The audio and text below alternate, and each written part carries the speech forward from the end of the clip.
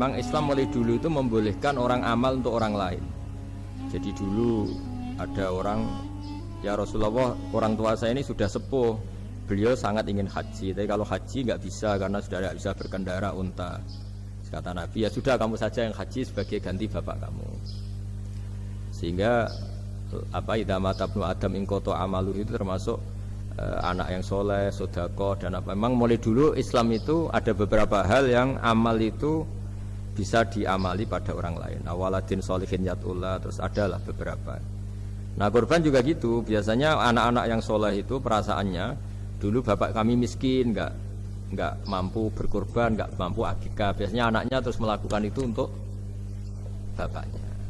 Nah memang jadi perdebatan ulama, apakah kemudian mayit ini dapat pahalanya enggak? Jawabannya gini, kalau mayit itu orang soleh dapat. Kalau nggak soleh, itu kemungkinan dapat kecil. Misalnya gini, ada mayit yang zaman hidup itu antipati ngamal. Kok enak, duitku sing ilang wong liya nyate gitu. Dia mentalnya mental kikir yang beranggapan kok kenaan tetangga kami, uang kami yang habis, orang lain yang nyate. Terus dia mentalnya gitu dibawa mati. Kemudian anaknya soleh berkorban untuk bapaknya.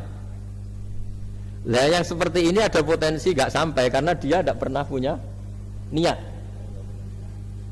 Itu beda dengan orang yang zaman hidup memang ingin korban, cuma secara ekonomi nggak mampu. Makanya pentingnya innamal a'malu binniyat itu di situ. Amal itu terserah niat. Dalam banyak syarah, ya, syarah itu penjelasan yang rinci itu dijelaskan. Kenapa orang mukmin masuk surga selama-lamanya padahal dia jadi mukmin hanya 80 tahun. Misalnya kita hidup di dunia kan rata-rata 80 tahun.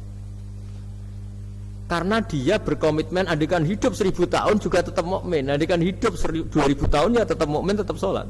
Setiap orang sholat perasaannya gitu. Andikan kita hidup 2000 tahun juga tetap seperti ini kan, ya tetap sholat, tetap.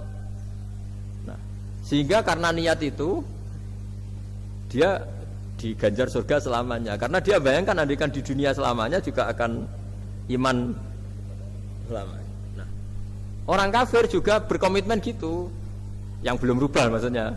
Kalau dia hidup ya akan kafir terus. Ya, makanya dia kafirnya 80 tahun, misalnya hukumannya juga neraka yang lama sekali karena. Nah, kira-kira itulah. Makanya kalau mayat tidak soleh ini kita yang sebagai ulama berdebat karena tadi. Itu kan ibarat gini, ada mayat sama sekali nggak pernah sholat, bahkan dulu itu mengkritik orang sholat. Terus dia mati, anaknya jadi orang soleh sering tanya saya, Gus sholatnya bapakku tak kodoin ndak? Wong ora sholat kodoin ya tak kuati kan? Beda dengan misalnya kita punya bapak soleh, misalnya terus pas beliau koma ya kayak misalnya ini koma 2 hari kan keluarganya kalau kodoin kan paling 2 hari pas koma. Lah ini orang nggak sholat mulai kecil sampai tua sampai mati. Anaknya soleh tersiksa, anak saya tak kodok ikat. Lah bapakmu sholat boten. Wah ya kesel tuh. Sudah kesel, orang ini nggak pernah berkeinginan sholat.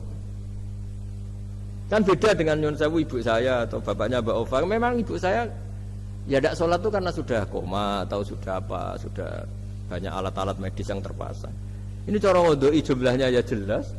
Dan sumbut karena memang beliau andikan sehat komitmennya juga sholat. Nah ini yang orang kadang salah kaprah, bisa enggak amal sampai mayit? Sebetulnya di dunia ulama perdebatannya bukan masalah sampai tidaknya, mayitnya ini siapa? Gitu. Kalau mayit ini soleh jelas, dawuh Nabi man sanna sunatan hasanatan falahu ajruha wa ajru man amila biha ila yaumil qiyamah. Orang baik kemudian mengajarkan kebaikan pasti dia dapat investasi kebaikan itu. Dan siapapun yang meniru dia dapat sahamnya. Itu nggak ada perbedaan antara NU, Muhammadiyah, Wahabi, semuanya sama. Yang debat itu yang nggak paham. Tak jangan itu yang debat itu yang nggak paham. Wong hadisnya jelas sahih apa? Siapa yang mensyariatkan kebaikan, kemudian kebaikan itu ditiru oleh orang setelahnya, maka dia akan dapat kebaikan itu dan kebaikannya orang yang meniru itu. Itu kan hadis, semoga nggak ada perdebatan sama sekali.